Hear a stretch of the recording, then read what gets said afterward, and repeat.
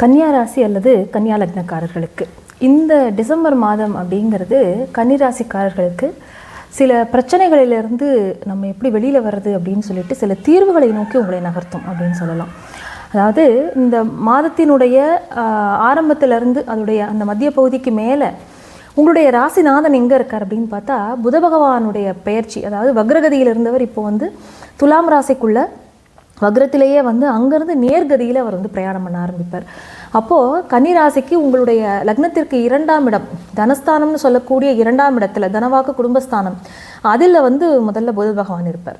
அங்கேருந்து விருச்சிக ராசிக்குள்ள 3ஆம் இடத்திற்குள்ள டிசம்பர் 6ஆம் தேதி பயிற்சியாகிறார். நேரத்தில் குரு பகவானும் 5/12 அன்னைக்கு அவர் வந்து மிதுன ராசிக்குள்ள வக்ரகதியில் பிரயாணம் பண்ணுறார். இப்போது குரு வந்து உங்களுக்கு அந்த 10ஆம் இடத்தில் அமர்ந்து கொண்டு அவர் வந்து உங்களுக்கு ரொம்ப ஒரு தன்மானத்திற்கு நம்மளுடைய ப்ரெஸ்டீஜுக்கு ஒரு கேள்வி எழுப்புற மாதிரி சில விஷயங்கள் நடக்கிறது.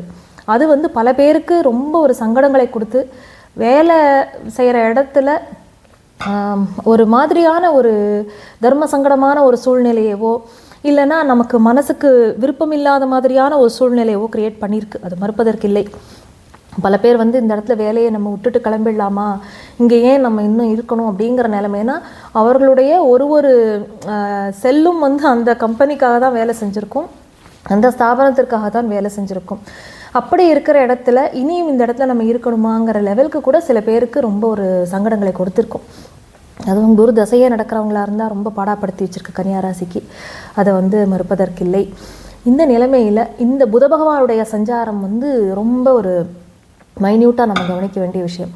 ராசிநாதனுடைய வலு எப்படி இருக்குதுன்னா சூப்பராக இருக்குது. அதாவது 2ஆம் இடம், 3ஆம் இடம், 4ஆம் இடம் இந்த இடங்களுக்கு தான் போகிறார். ஆனால் உங்களுக்கு அந்த 4ஆம் இடம்ங்கிறது வந்து உங்களுடைய பாதகஸ்தானாதிபதின்னு சொல்லக்கூடிய குரு பகவானுடைய வீடாகவும் ஆகிறது. அப்போ குருவுடைய அந்த தன்னுடைய வீட்டை தானே பார்க்குற அந்த வக்ர பார்வையும் 4ஆம் இடத்துல படுறது. ஆரோக்கியத்தில் ரொம்ப கவனமாக இருக்கணும். ஃபஸ்ட்டு லக்னாதிபதி நல்ல நிலைமையில் இருந்தால் கூட சனி பகவானும் உங்களை நேர் 7ஆம் பார்வையாக பார்த்துட்டு இருக்கார். வக்ரசனியாக இருந்ததை விட இது கொஞ்சம் பரவாயில்ல. ஆனால் ஆரோக்கியத்தில் இது நாள் வரையில் ஓகேன்னு நீங்கள் புல்லான் பண்ணிட்டு இருந்த விஷயங்கள் கூட இப்போ கொஞ்சம் சிக்கலை கொடுக்கும். கணவன் அல்லது மனைவி, நீங்கள் கன்னியாராசிக்காரர்களாக இருந்தால் உங்களுடைய கணவனுக்கோ அல்லது மனைவிக்கோ லைஃப் பார்ட்னருக்கு ஹெல்த்தில் சில செட்பேக்ஸ் வரும். அதற்கு நீங்கள் வைத்தியம் தேட வேண்டியிருக்கும். அதற்கு உண்டான மருத்துவம் கிடைக்கும். அதை நீங்கள் கரெக்டாக இந்த காலத்தில் பிடிச்சிக்கணும். அடுத்தது, அதாவது சனி பகவானுடைய ஒரு விஷயம் வந்து இப்படி கெடுதலை கொடுத்தால் கூட சொத்து சம்பந்தமான விஷயங்கள், நிலப்புலன்கள் சம்பந்தமான விஷயங்கள், இதுக்கெல்லாம் ஒரு தீர்வு கிடைக்கும். லேண்டை விற்கிறது, வாங்கிறது, ஒரு புது வீடு ப்ராப்பர்ட்டி வந்து நம்ம பேரில் ரெஜிஸ்ட்ரேஷன் பண்ணுறது, இல்லை கணவன் மனைவி 2 பேர் பேர்லேயும் ரெஜிஸ்ட்ரேஷன் பண்ணுறது, இந்த விஷயங்கள் எல்லாம் நல்லபடியாக நடக்கும். திருமண முயற்சி அப்படின்னு எடுத்துட்டோன்னா அதில் வந்து அந்த இடியாப்ப சிக்கலாக இருந்த விஷயங்கள் எல்லாமே வந்து இப்போது ஒரு நல்ல இதுக்கு வரும். ஏன்னா திருமணத்தில் குழப்பம்னு யாருக்குன்னு கேட்டால் துலாம், கடகம், கன்னி, இவங்களுக்கு வந்து இந்த திருமண விஷயங்கள் எல்லாமே வந்து சுத்த விட்டு இன்னும் அவங்க என்ன செய்யன்னு தெரியாத நிலைமையில. மகர ராசிக்கு வேறு மாதிரினா இவங்களுக்கெல்லாம் வேறு மாதிரி பிரச்சனை எங்கே இருக்குன்னே தெரியாத அளவுக்கு இவங்களுக்கு வந்து ஒரு சிக்கல் இருக்குது. அதனால் அந்த விஷயங்களை எல்லாம் கொஞ்சம் நீங்கள் என்ன ஏதுன்னு பார்க்க முடியும். திருமணம்னு சொல்கிறத விட இந்த குடும்ப வாழ்க்கை அப்படிங்கிறதுல நித்தியமும் பிரச்சனையாக இருக்கே, அந்த பிரச்சனைக்கான காரணம் என்னன்னே நீங்கள் தெரியாமல் ஒரு மாதிரி கண்ணை கட்டின மாதிரி இருந்திருக்கும் இல்லையா, அந்த நிலைமையெல்லாம் இப்போ என்னன்னு உங்களுக்கு இப்போ தான் விஷயமே உங்களுக்கு பிடிபட ஆரம்பிக்கும். அதனால் புதுசாக கல்யாணம் ஆகி குடும்ப வாழ்க்கைக்கு ஆரம்பித்து இப்போ தான் 2 வருஷம் ஆறுது, அதுக்குள்ளே இத்தனை சண்டையா இத்தனை பிரச்சனையா வீட்டிலன்னு கவலைப்பட்டவங்க எல்லாருமே பிரச்சனைக்கான காரணம் இதுதாங்கிறத புரிஞ்சுப்பீங்க இப்போ. ஸோ இனி நீங்கள் மியூச்சுவலி கொஞ்சம் விட்டு கொடுத்து போகிறது மூலமாக உங்களுடைய திருமண வாழ்க்கையில் குடும்பத்தில் அமைதி அப்படிங்கிறது நிலவும் அப்படின்னு நம்ம எடுத்துக்கலாம். அடுத்ததாக கன்னியாராசிக்கு உங்களுடைய 3ஆம் இடம் தைரிய வீரிய விஜயஸ்தானத்தில் போய் உங்களுடைய அஷ்டமாதிபதியும் அவரே செவ்வாய் பகவான் நல்ல ஸ்ட்ராங்காக சீட் போட்டு உட்காந்துருக்கார். அவர் வந்து 7ஆம் தேதி அன்னைக்கு தனுராசிக்குள்ளே போயிடுறார். அதாவது அஷ்டமஸ்தானாதிபதி வந்து வலுவடைஞ்சு உட்காரலாமா அப்படின்னா உட்காரக்கூடாது. அது என்ன பண்ணும்னா நம்மளுடைய அவர் யார் யாரோட உட்கார்ந்துருக்காருங்கிறத பொறுத்து ஒரு சுபகிரகம் பார்த்துருத்துனா செவ்வாய் வந்து இயற்கையிலே அசுபர். அவர் உங்களுக்கு அஷ்டமாதிபதியும் ஆகும்போது உடம்பு வந்து நலிஞ்சு போகும். ஏன்னே காரணம் தெரியாது, ஒரு ரீசனே இல்லாமல் நமக்கு வந்து உடம்பு ரொம்ப டயர்டாகிறது, அதிக நேரம் தூக்கம், இல்லாட்டி அதிக பசி, அதிக சோர்வு, இந்த மாதிரியான பிரச்சனையை நிறைய கன்னியாராசிக்காரர்கள் ஃபேஸ் பண்ணியிருப்பீங்க. இன்னும் வந்து உங்களுடைய ராசி லக்னத்தையே சனி பகவானும் பார்க்கறதுனால அவரும் கொஞ்சம் அதை வந்து மந்தப்படுத்துவார். உங்கள் ரோகஸ்தானாதிபதி தான் சனி பகவான், அவரும் வந்து நேர் 7ஆம் பார்வையாக பார்த்துட்டு இருக்கார். அப்போது எதிர்ப்புகள் ஒரு பக்கம் அடங்கும், நமக்கு வந்து எதிரிகளுடைய கொட்டத்தை ஒடுக்கி அவர்களுடைய தொல்லை ஓரளவு கண்ட்ரோல் பண்ண முடியும்னு சொன்னால் கூட இந்த விஷயங்கள்லாம் கொஞ்சம் சங்கடங்கள் இருக்கும்.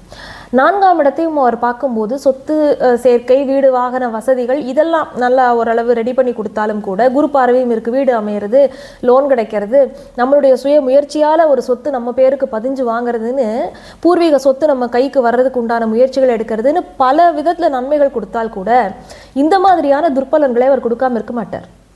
அதனால என்னதான் இருந்தாலும் ஒரு கிரகங்களினுடைய இயல்புங்கிறதும் இருக்குது. அவர் நமக்கு என்னவாக ஆகிறாருங்கிறத வச்சு அவர்களுடைய பலன் இருக்கும். இப்போ உங்களுக்கு பாக்கியங்களை அள்ளி கொடுக்கக்கூடியவரும் சனி பகவான், ஆனால் உங்களுடைய ரோகஸ்தான அதிபதியும் சனி பகவான் தான் கன்னியா ராசிக்கு. அதில் வந்து நீங்கள் கொஞ்சம் கவனமாக இருக்கணும். இப்போ இதிலே வந்து கன்னியா ராசின்னு சொல்லும்போது நட்சத்திர பாதங்களும் இருக்கு இல்லையா? உத்திர நட்சத்திரம் வரும், ஹஸ்த நட்சத்திரம் வரும், சித்திர நட்சத்திரம் வரும். இப்போ உங்களுக்கு அவர் எப்படி பலன் கொடுப்பாரு, அப்படி எந்த நட்சத்திர காலிலிருந்து தசாபுக்தி நடத்துகிறார், நிறைய கேல்குலேஷன்ஸ் இருக்குது. அதனால கோல்சாரத்தில் எப்படி அவருடைய எந்த நட்சத்திரத்துக்காலில் அவர் போயின்னு இருக்கார் இதெல்லாம் இருக்குது. அதனால உங்களுடைய தசாபுக்திக்கு ஏற்ப இப்போ அந்த பலன்கள் கூட குறைச்சலாக இருக்கும், ஆனால் அது கன்ஃபார்ம்டாக நடக்கும். அப்போ திருமண முயற்சிங்கிறது வந்து சிறிது நாளுக்கு உங்களுக்கு வந்து அதில் ஒரு தெளிவில்லாத நிலைமை இருந்தால் கூட இனி வரும் காலத்தில் அந்த 26 ஒர்க் அவுட்டு ஜனவரி மாதத்துக்கு மேலே ஓரளவு வந்து கொஞ்சம் அந்த முன்னேற்றங்கள் நீங்கள் அதில் எதிர்பார்க்க முடியும். மற்றபடி கவனமாக இருக்க வேண்டியதுங்கிறது ஆரோக்கியம், ரொம்ப ரொம்ப கவனம். ஏன்னா அடுத்தது அவர் வந்து அஷ்டம சனியாக மாறுவார். அதனால தான் நம்ம வந்து ஒரு சனி பகவான் வந்து ஒரு இடத்துக்கு மாற போகிறாருன்னா முந்தின 2.5 வருஷத்துக்கு முன்னாடியே அவர் ஸ்லோவாக அதற்கு உண்டான அறிகுறிகளை காமிப்பார். இப்போ நான் வந்து என்னோட பேரில் ஒரு வீடு வாங்க போகிறேன், எனக்கு வந்து சனி பகவான் அந்த ஃபேவரபிள் பொசிஷனுக்கு இன்னும் வரலைன்னா ஒரு வருஷம் முன்னாடியிலேருந்தே மனசு அதை யோசிக்க ஆரம்பிச்சிடும். இப்படி தான் நடக்கும். நமக்கு எந்த கிரகங்களுமே ஒரு செயலை நாம் செய்ய தூண்டுவதற்கு முன்பே அதற்கு உண்டான எண்ணங்களை நம்முடைய மனதில் விதைத்து விடும் அப்படிங்கிறது தான் உண்மை. இது எல்லா கிரகங்களுக்கும் அதே தான். இப்போ ஒருத்தருக்கு வந்து ஒரு உடம்புல வந்து சின்ன சின்ன மாற்றங்கள் ஏற்படும் பொழுதே அந்த நோய் எதிர்ப்பு சக்தி வந்து குறையிறதுங்கும் போதே ஏதோ ஒன்று நம்மளுடைய உடம்பு எந்த இது ப்ரோனாக இருக்கோ அதில் வரப்போகிறது ப்ராப்ளம்னு நம்ம புரிஞ்சுக்கிறோம் இல்லையா? அது மாதிரி தான். எப்படி சளி பிடிக்க போகிறது அப்படின்னா அதற்கு முன்னாடி 4 தும்மல் நமக்கு அறிகுறியாக காமிச்சு கொடுக்கறது இல்லையா? அப்படி தான். அதே இந்த மாதிரி தான் இந்த விஷயத்தையும் நம்ம எடுத்துக்கணும். அதனால் கன்னியாராசிக்காரர்களுக்கு சொல்கிறது அதுதான். எப்படி நம்ம வந்து விருச்சிக ராசிக்காரர்களுக்கு அந்த அர்த்தாஷ்டம சனி உடம்பை பாடாப்படுத்தித்தோ அது மாதிரி அஷ்டம சனிங்கிறது வந்து நம்மளை வந்து ஒரு போராட்டமான ஒரு இதுக்கு தள்ளும். அது யாராக இருந்தாலுமே பயமுறுத்துறதுக்காக சொல்லலை. ஸோ ஜோதிடம்ங்கிறது நம்ம எதுக்கு பார்க்குறோம்? இந்த வர்றதை வந்து எந்த ஜோதிடராலையும் நிறுத்த முடியாது. பரிகாரங்கள் அப்படின்னு நம்ம பண்ணுறதெல்லாம் ஒரு கொடை பிடிச்சிக்கிற மாதிரி தான். இதை நிறைய தடவை சொல்லிட்டோம். நம்ம நிறைய இடங்களையும் இதை நம்ம சொல்லிட்டு தான் இருக்கோம். பரிகாரம்னு நம்ம அதற்கு பின்னாடி அலையிறோமே ஒழிய நம்முடைய மன மாற்றங்கிறத நம்ம எப்படி கொண்டு வந்துக்கிறோம், நம்ம எப்படி நம்மளை கரெக்ட் பண்ணிக்கிறோம் இல்லையா? நம்மளுடைய செயல்பாடுகள் மூலமாக நம்ம எப்படி ஒரு மாற்றங்களை கொண்டு வருகிறோமோ அதுதான் பரிகாரம். ஆக்சுவலாக அதுதான் நம்ம செய்யக்கூடியது. நம்ம அதை செஞ்சுட்டு மற்றதை இறைவன்கிட்ட விட்டுறணும். ஏன்னா நம்மளுடைய கர்ம கணக்குன்னு ஒன்று இருக்குது இல்லையா? ஜோதிடர்களுக்கு மட்டும் இப்போ கர்மாங்கிறது கிடையாதா என்ன? எல்லாருக்குமே அந்த பிரச்சனைகள் இருக்க தான் இருக்குது. அதனால வெறும் பரிகாரத்துக்கு பின்னால் மட்டும் ஓடாமல் நீங்கள் உங்களை எப்படி வச்சுக்கிறீங்கிறதுல கரெக்டாக இருக்கணும். இது எல்லா ராசிக்காரர்களுக்கும் அப்ளிகபிள். இந்த டாபிக் வந்ததுனால நான் அதை கன்னியா ராசியில் சொல்லும்போது சொல்கிறேன். இப்போ அடுத்ததாக இவர்கள் வேறு என்ன இதில் வந்து நம்ம கவனமாக இருக்கணும் அப்படின்னா, புதிய முதலீடுகள். அடுத்தவரை நம்பி நான் ஒன்று செய்கிறேன், அதை நீங்கள் யோசிச்சு பண்ணுங்கள். நீங்கள் செய்யக்கூடிய காரியம் இப்போ நீங்கள் பிறருக்கு தான் உழைச்சுட்டு இருக்கிற மாதிரி இருக்கும். அப்போது எனக்கு இருக்கிற அதிர்ஷ்டமோ என்னுடைய உழைப்போ என்னுடைய சேவையோ புறத்தையாருக்காக தான் இப்போ போயின்னு இருக்கு. அப்போ நீங்கள் இந்த இடத்துல உஷாராக இருக்கணும். இவங்களுக்கு வந்து இவ்வளோ மணி நேரம் நான் அலாட் பண்ணி இந்த வேலையை செஞ்சு கொடுக்குறேன், இதனால எனக்கு என்ன கிடைக்கிறது, அது மாதிரி நீங்கள் கவனமாக இருக்கணும். நான் கடகராசிக்கு இதை தான் சொன்னேன். அவங்க கொஞ்சம் ஸ்மார்ட்டாக ஹேண்டில் பண்ணுவாங்க. நீங்கள் என்ன பண்ணுவீங்க, உங்களை யாராவது புகழ்ந்து பேசிட்டாங்க, உங்களால் தான் இது முடியும், உங்களை தவிர வேறு யாராலையும் இது செய்ய முடியாது அப்படின்னு சொன்னால் நீங்கள் வந்து உடனே அந்த புகழ்ச்சிக்கு நீங்கள் மயங்கிடுவீங்க. புதன் இல்லையா? அதனால் புகழ்ச்சிக்கு மயங்கும். நீங்கள் ஆகா ஓகோன்னு பேசிட்டா உடனே நீங்கள் வந்து குஷியாகி அவங்களுக்காக உங்களுடைய உடல் பொருள் ஆவி அனைத்தையும் தியாகம் செய்து விடுவீர்கள். இதில் கொஞ்சம் கவனமாக இருங்க. நேரங்காலம் பார்க்காம வேலை செய்கிறதுங்கிறது வந்து ஒரு அளவுக்கு தான் நம்ம செய்ய முடியும். அதுக்கப்புறம் நம்மளுடைய ஆரோக்கியம் நம்மளுடைய விஷயங்கள் அப்படிங்கிறத நீங்கள் ஒரு ப்ரையாரிட்டைஸ் பண்ணி நீங்கள் பண்ணுங்கள். அந்த மாதிரி கொஞ்சம் கேல்குலேட்டிவாக நடந்துட்டீங்க அப்படின்னா ஏமாளியாக இல்லாமல் இருந்தீங்க அப்படின்னா இந்த காலத்தை ஓரளவு சுதாரிச்சுன்னு கிடக்கலாம். 2026 சூப்பராக இருக்கும். உங்களுக்கு 2026 வருடம் வந்து உங்களுக்கு பல நற்பலன்களை கொடுக்க போகிறது. அதில் நீங்கள் அடுத்தவர்கள் மூலமாக உங்களுக்கு எவ்வளோ நல்லது நடக்கிறதுங்கிறது நீங்கள் அடுத்த வருஷம் தான் நீங்கள் பார்ப்பீங்க. அப்போ உங்களுக்கு தெரிஞ்சு போயிடும் இத்தனை நாள் நம்மக்கிட்ட காரியம் சாதிச்சுட்டவங்க யார், நமக்காக எப்போ போனாலும் ஒரு விஷயத்தை செய்து கொடுப்பவர்கள் யாருங்கிறது நீங்கள் அடுத்த வருஷம் புரிஞ்சுப்பீங்க ஜனவரியிலேருந்து. அதனால் கன்னியாராசிக்காரர்களுக்கு இந்த மாதம் ரொம்ப நல்லாவே இருக்குது. வாழ்த்துக்கள்.